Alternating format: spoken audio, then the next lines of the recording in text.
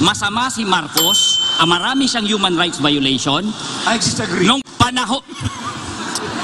Okay. I am my time. We should not. Attorney Gadon, It's still my time. It's still my time. It's still my time. It's still my We time. should not use this It's still my time. against the Marcos. It's still my time. It's still my time. Wala kang... We'll go back It's to still my Attorney time. Espiritu first my to time. finish his Joma, 20 It's still my time. seconds. It's still my Yeah. time. Don't be rude. Thank you. Respetuhin ang buhay, ang human rights, respetuhin ang buhay ng lahat at hindi dapat pumapatay ang ating mga gobyerno. At hindi nagnanakaw ang ating gobyerno. Diyan tayo magkakaroon ng mga mabuting henerasyon ng kabataan. Thank you. Attorney Gadon, you have 45 minutes for interpolate. Now interpolate with Attorney Espiritu. 45 seconds. Yeah, palagi na lang pinopoint out niya, palagi nilang sinasabi yung human rights violations ni Marcos. Unang-una, sino ba ang nagpapatay dun sa mga NPA na gustong sumurrender? Di ba si Joma? Bakit ninyo sisihin si Marcos?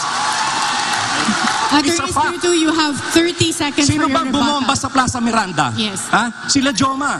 Okay. I'll go by the Bakit nyo record. isisisi kay Marcos I thought yun? it's my time. This is, we should not use this forum for a propaganda against the Marcoses. It was intended. Yes. Attorney Gadon, your 45 seconds is over. We have 30 seconds for Attorney Espiritu's rebuttal. 3,257 ang pinatay nung panahon ni Marcos. 35,000 ang mga... It's my time, huwag kang bastos. It's my time. 35,000. 35,000 ang tinorture. 70,000 ang kinulong. It's a matter of record.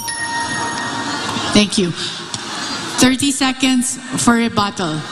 Noong nagkaroon ng kaso sa Hawaii, yung 10,000 human rights victims, nung ini-implement nila dito, nag-file sila ng petition sa RTC, wala silang naipresentang ebidensya. Pagdating sa Court of Appeals, wala rin. So asan yung sinasabi nila yung human rights violations na yan? Dismissed yung kaso. We have interpolation from Attorney Roque. That would be 45 seconds.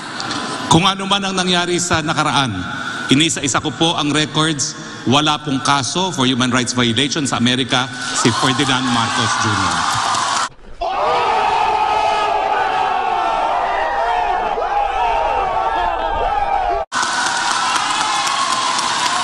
Inisa-isa ko rin po ang mga kaso na decided po ng ating Philippine Supreme Court. Totoo po, co-administrator si Ferdinand Bobong Marcos, wala pong kaso na siya mismo nagnakaw. Attorney Espiritu, you have the time. You have the opportunity, Attorney Espiritu, for a 30-second My microphone is being silenced all the time when I do my rebuttal. Can I be able to continue without my microphone being turned off? Yes, Attorney Espiritu. Okay, with all due respect to Attorney Harry Roque, I know your history. You were anti-Marcos before. You were for human rights before. Your life, you spent your life against the Marcoses. You work for human rights.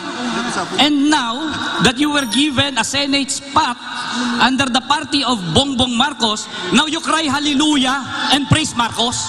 For candidates, your microphones will be silenced when others still have time. So that's something that they do to give others opportunity to speak. So Attorney Roque, since you have been alluded to, you have 30 seconds for a rebuttal. There was nothing respectful with what you said against me. Ang katotohanan po ang pinag-uusapan, hindi po ang patay na Marcos, ang pinag-uusapan ang buhay na Marcos. Sa akin po, panagutin ang mga nagkasala, pero yung mga hindi po gumawa ng kahit anong kasalanan, wag po natin idamay sa sisi. Yun lang po. Okay. Responsibilidad ng mga magulang ang pagbigay ng values sa mga bata. Pero ganun din ang Catholic Church. Marami sa mga pare na sa halip na magturo ng leksyon sa mga bata ay ang inaatupag nila ay yung mga anti-Marcos, anti-martial law at mga communism ang kanilang tinuturo. So dapat suwituhin din itong Catholic Church. Wala na kayong ginawa kundi kayo, mga pari kayo. Dapat ang ituro nyo yung kagandahang asal, hindi yung pabumulitika.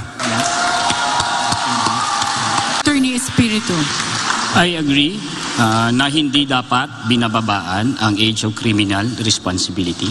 I disagree na dapat parusahan ang mga magulang.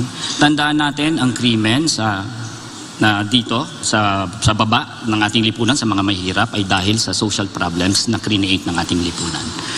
And I also agree na dapat bigyan natin ng tamang values sa mga kabataan. Dapat tinuturo sa school na masama ang extrajudicial killing, masama ang red tagging,